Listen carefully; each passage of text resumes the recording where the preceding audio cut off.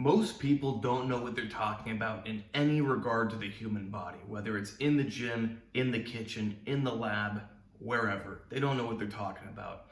And you can see that with the way people inject testosterone and anabolic steroids. Whether you go to a doctor, whether you go to a personal trainer, whoever you go to is typically going to tell you to use one of these. Now, it is changing a little bit nowadays. Sometimes they won't tell you to use one of these. I'll show you what they sometimes will tell you to use. But traditionally, they'll tell you to use one of these big things. Look at this thing. That is scary. They tell you to put this big thing into your muscle and to do that over and over and over and over. It's thought by most that you need this to go through your skin, through your fat, and deep into the muscle. And you need it to be nice and thick so that oil can flow through it. That's not true. Now, you will see some people talking about using something like this nowadays. This is quite a bit smaller, as you can see. The oil can still flow through it. Argument number one that some people will use to tell you that you need to use a larger needle is that the oil can't flow through it. That is nonsense. Sadly, I've been in hospitals and I've seen doctors preparing injections with gigantic needles. And I go, hey, why are you using such a big needle? And they go, well, you need to. The oil can't flow through a smaller one. It sure can. I'll show you how small of a needle it can flow through. Now, of course, if you've got a massive amount of oil you're working with, maybe it makes more sense to use a slightly bigger needle. But if you're not, or you're very patient, you can use something this small, so you can barely see it, this little tiny thing. I've seen this thing go into a lot of different people, and some of the people, they're not very comfortable with injections, and everything's done, and they go, is it done? Was it already done? And you go, yep, it's all done. And they're, really? Yep, because they didn't even feel it. You put this thing in quick. Now you feel the needle as it goes through your skin for the most part. So the faster it goes through the skin, the less you feel it. You get this little tiny thing and you just go, you're not going to feel it. And the oil can go through it just fine. But what I just told you, that's not the crazy news flash. There are some other people suggesting that you use smaller needles. But what I don't think I've heard anyone talk about is that you don't need to inject in the muscle. In fact, you should not inject into the muscle. Nobody ever stopped to question why everybody's injecting into the muscle. It's just thought that you need to. Doctors think you need to. Personal trainers think that you need to. Everybody thinks you need to inject into the muscle. But there is absolutely no reason why you need to. In fact, there's a lot of reasons why you don't want to. Especially, let's take a look at this big old one again. This thing, you're going to be shoving that through your skin, through your fat, through your fascia, into the muscle over and over and over and over, tearing holes in your fascia, tearing holes in your muscle, and then you're going to inject a bolus amount of oil into the muscle, stretching it and tearing the fibers. That's not good. Over time, that's going to lead to scar tissue, which is going to hinder mobility.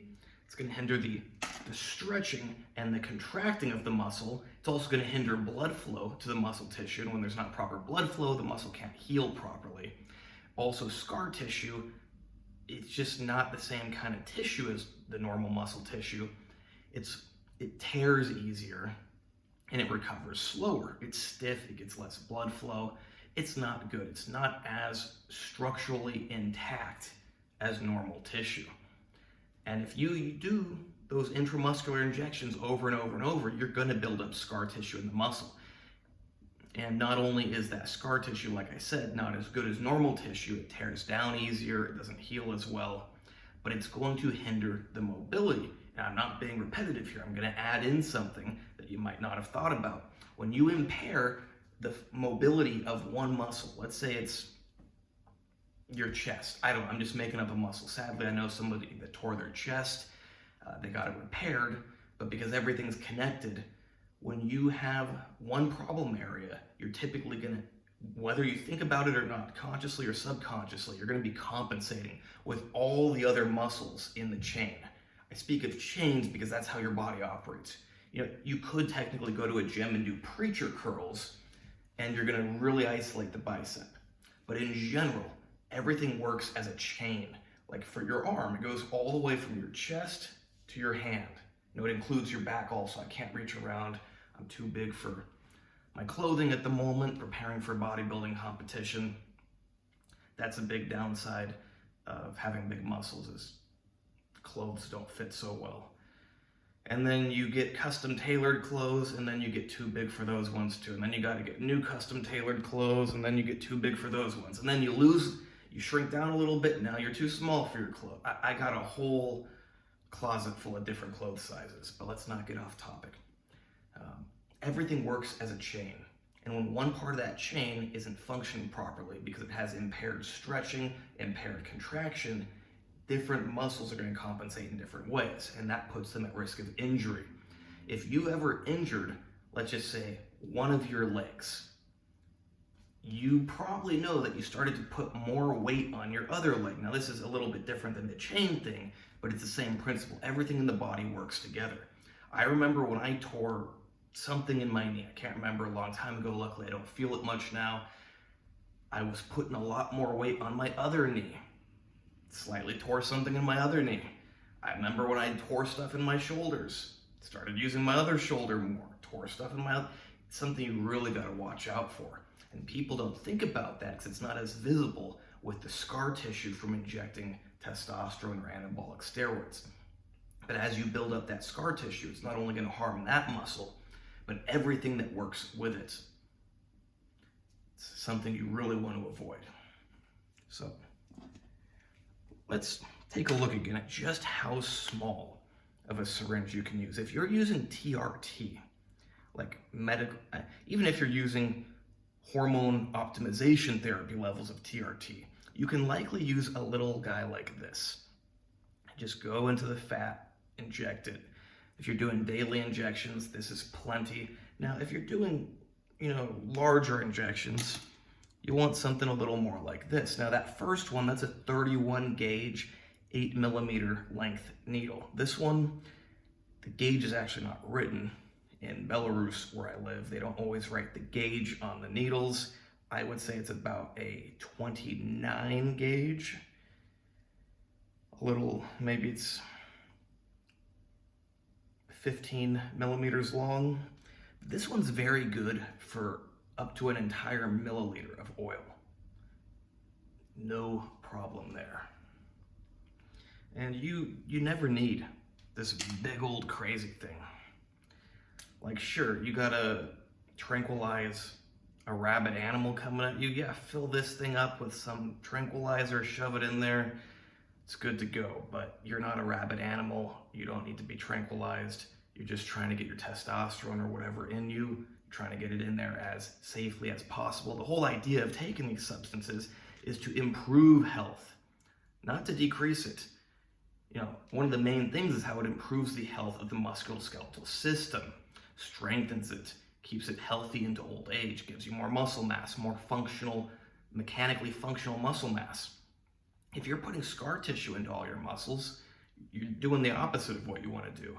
And fat, in case you're wondering, it's not, even if you were to build up some odd scar type tissue, fat is not mechanically active tissue.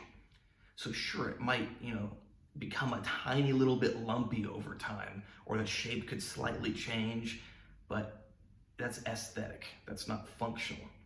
Muscle gets scar tissue, that's a functional change. But the fat, it's not likely to get scar tissue. If it does get scar tissue, it's purely an aesthetic problem. Hope you like this video. Remember, if you want to work with me one-on-one, you can hire me for phone calls, or you can work on a monthly basis. I suggest a monthly basis. I like to do things right. It's a shame when somebody hires me and they don't want to go all the way, and then they don't get what they want. I get less money. Yeah, I'm not going to say that I don't like money, but I want to do something when you're glad that you paid me for my service. And if you don't go all the way, you're not glad. Well, the people that hire me for a month, and then they think that they don't need me the next month, and then they screw everything up. Luckily, most of them come back to me a few weeks later.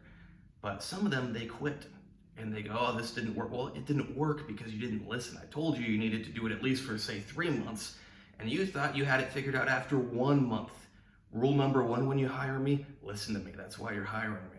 But yeah, it works the best on a monthly basis. That way there's no hesitancy to ask something new, to keep working. You know, when you do the phone calls, you're like, do I want to pay for another phone call? And then you put it off, and then things get messed up, and then you do the phone call, and then it's a little late, and go with the monthly basis.